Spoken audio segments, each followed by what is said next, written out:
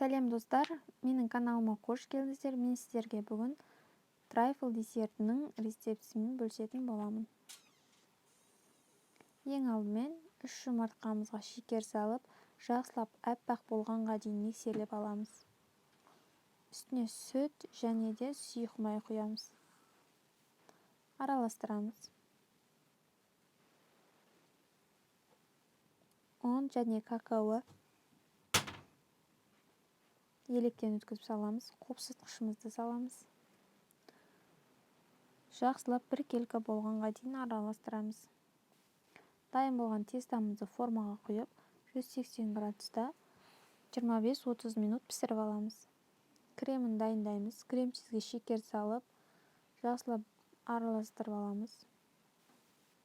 Кремнің жақсы шығуы үшін ең алдымен крем-чизді шекер салып араластырып алған дұрыс.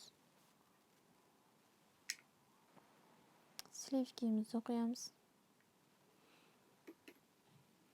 Қою болғанға дейін араластыратын боламыз. Креміміз дайын, енді десертімізді жинайтын боламыз. Осылай 4-1-те турап алдым. Қалаған ыдыстарыңызға салып жасасаңыздар болады. Кремін саламыз, бір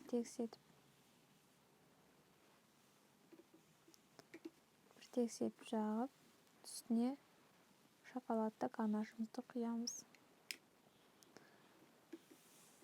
Десерттеріміз дайын, өте дәмді, өте оңай. Өздеріңіздің қалауларыңыз бойынша әрлесеңіздер болады.